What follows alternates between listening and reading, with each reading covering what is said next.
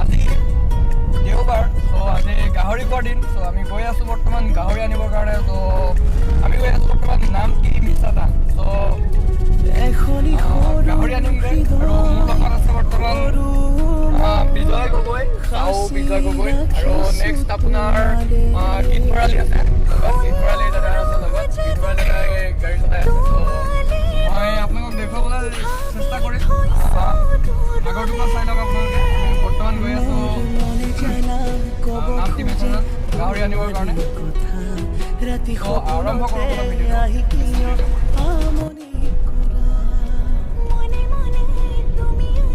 বহুত ৰাতিপুৱা উঠিলোঁ সময় এতিয়া বেছি সময় হোৱা নাই 7টা বাজিছে একচুৱেলি আমি 5টাতে উঠিছিলোঁ কিন্তু আহিবলৈ অকণমান অসুবিধা হৈ গ'ল কিন্তু এতিয়া 6টা বাজিছে এঘণ্টা অকণমান লেট হৈ গ'ল ত' বৰ্তমান আমি গৈ আছোঁ 7টা বজাত নহয় 6টা বাজিছে বৰ্তমান আৰু আজি হ'ল দেওবাৰ কিন্তু মোৰ ভিডিঅ'টো যাব সোমবাৰে কিয়নো সময় সুৰক্ষা চাই চিতি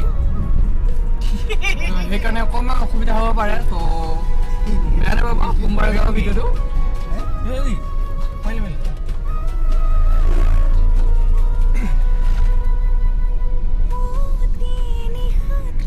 গান এটা লগাই দিলে ভাল হ'ব নেকি নহয় গীতা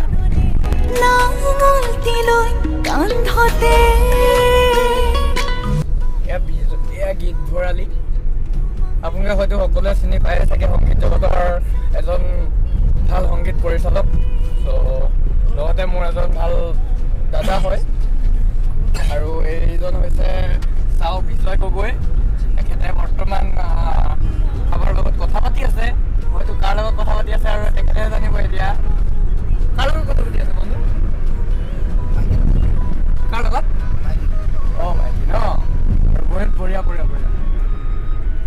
তেখেতে গীতাৰ পৰা মনোভাৱটো জানিব বিচাৰিম গীতা আপুনি কি ক'ব গাহৰি আনিবলৈ গৈ আছে আজি যিহেতু দেওবাৰ হয় চ' আপোনাৰ মনৰ পৰা কি ভাৱ আহিছে বা কেনেকুৱা ধৰণৰ ভাৱ আহিছে অকণমান জনাব নেকি আপুনি দেওবাৰ বুলি ক'লে আমি গাহৰি খাওঁৱেই যিহেতু মই আহোম হয় আহোম মানে গাহৰি মহ মাছ এইবোৰে আমাৰ লাইফ আজিকালি গাহৰি খোৱাটো কমাই দিলোঁ যিহেতু বয়স হৈ গৈছে মোৰ আৰু ফেটি লিভাৰ হৈ গ'ল মদ খোৱাৰ কাৰণে ডক্টৰে কোৱা মতে মই ৰেড মিট টোটেলি বাদ দিছোঁ হয় তথাপিও আমি আমাৰ যিহেতু এখন সৰু দোকান আছে নহয় মাংস দোকান মানুহে মাংস তেওঁৰ পৰা আজি এমাহ দিন লৈ আছে এই মাংসৰ বাবে আমি মাংস ৰাতিপুৱাই লৈ যাব লাগে সেইকাৰণে আমি ওলালোঁ মাংস নিবলৈ আৰু আমি চেষ্টা কৰি মাংস লগতে আমি খামো আৰু আমি অকণমান বিকিমো আমি আমাৰ নিজৰ দোকান আছে ত' আমি নিজৰ দোকানতে বিকিম ত' সেইকাৰণে আজি ওলাই আহিছোঁ আৰু কিবা ক'ব এইবোৰ চবেই কাম কৰক কাম কৰিলে পইচা আহিব এলোৱা ভাৱটো কমাই দিয়ক অসুবিধা নাই কাম কৰক সৰু ডাঙৰ কাম কথা নাই এদিন ওলাবলৈ সফল হ'ব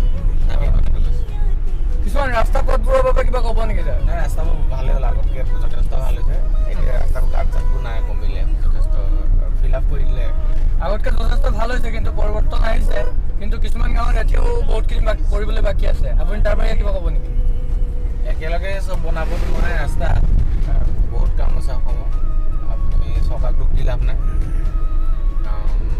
বহুত আমাৰ এতিয়া যিহেতু ঘাটি বাজেট হৈ আছে অসমত বাজেটটো ঘাটিটো মৰাৰ পিছতহে কাম কৰিব পাৰিব চৰকাৰে হয় একো কথা আমি নাপাতো যিহেতু ৰাস্তা ভালেই আমাৰ জাজিটো আমগুৰি ৰাস্তা যথেষ্ট ভাল বহুত ধন্যবাদ দাদা চ' বহুত ধন্যবাদ দাদা আপোনাক বহুত ধন্যবাদ জনাইছোঁ এতিয়া আমি বন্ধুসকল গৈ আছোঁ আমি নামটি মিছাজান চ' গাহৰি আনিবৰ কাৰণে আমাৰ নিজৰ ফাৰ্ম আছে চ' আমি অকণমান মোৰ নিজৰ দোকানতে বিকিম আৰু অকণমান আমি সকলো অকণমান আমি নিজৰ কাৰণে খাবলৈও কৰিম চ' চাই থাকক ভিডিঅ'টো শেষলৈকে যদিহে ভাল লাগিলে তেনেহ'লে এটা লাইক কৰি দিব বন্ধুসকলৰ লগত শ্বেয়াৰ কৰি দিব আৰু আপোনালোকৰ মতামত কেনে পাইছে কমেণ্ট এটা কৰি জনাবচোন তেতিয়াহ'লে ময়ো চাম ভাল লাগিব মোৰো ত' চাই থাকক ভিডিঅ'টো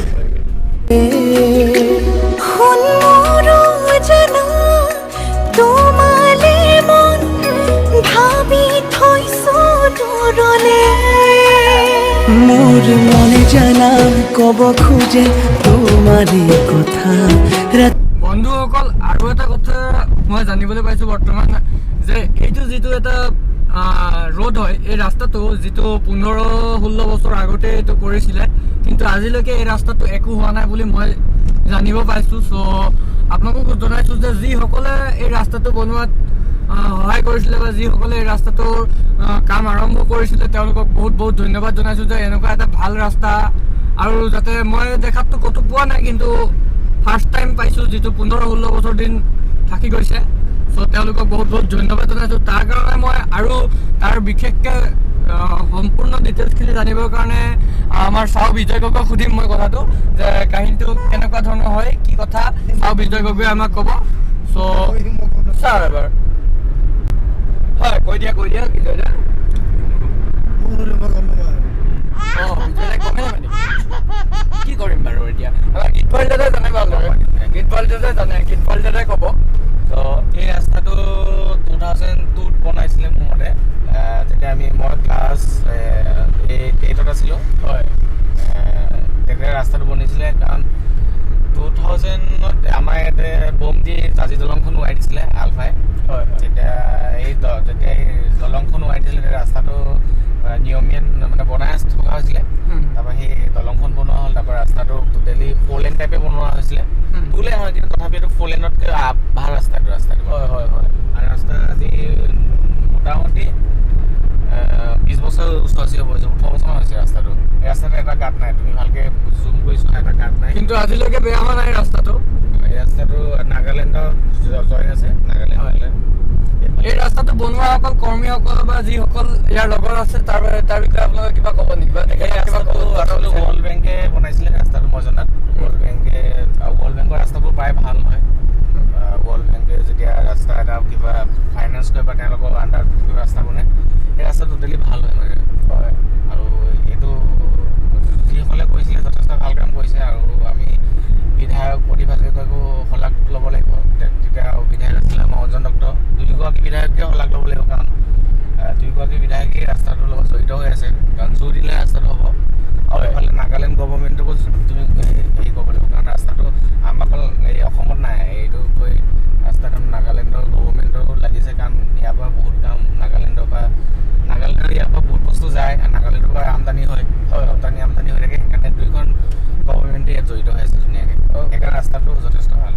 অ'কে, বহুত বহুত ধন্যবাদ জনাইছোঁ দাদা আপোনাক। আৰু ময়ো সকলোকে এই ৰাস্তাটোৰ বনোৱাৰ ক্ষেত্ৰত যিসকল লোক সংযোগ হৈ আছিলে সকলোকে বহুত বহুত ধন্যবাদ জনাইছোঁ। এইটো মোৰ ফালৰ পৰাও আছে, আৰু আপোনালোকেও মতামত কি কয় কমেণ্ট কৰি জনাব, ময়ো জানিব বিচাৰোঁ, বা আমাৰ শিৱসাগৰ ৰাইজে জানিব বিচাৰে বা তেখেতলোকে জানিব বিচাৰে। তো বহুত বহুত ধন্যবাদ থাকিল দাদা।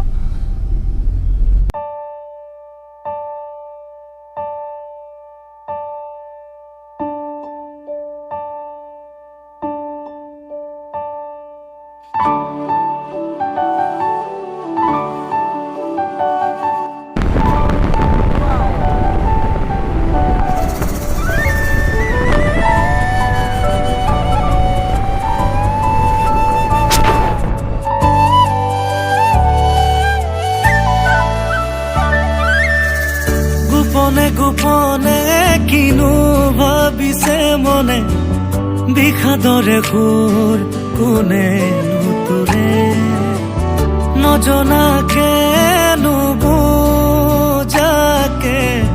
কোনেনো আহি মোৰ হিয়া ভাঙিলে। এসাগৰ মৰম সাঁচি থোৱাতেই থাকি দিবলে সপোনো ভাগিল, আশাও ভাগিল, এতিয়া যে উকাহিয়া সপোনৰে ঠিকনা বিচাৰি পাওঁ বেদনা, আশা মাথো এতিয়া আকৌ মৰম আহিবনে জোৰাবলে উকাহিয়া।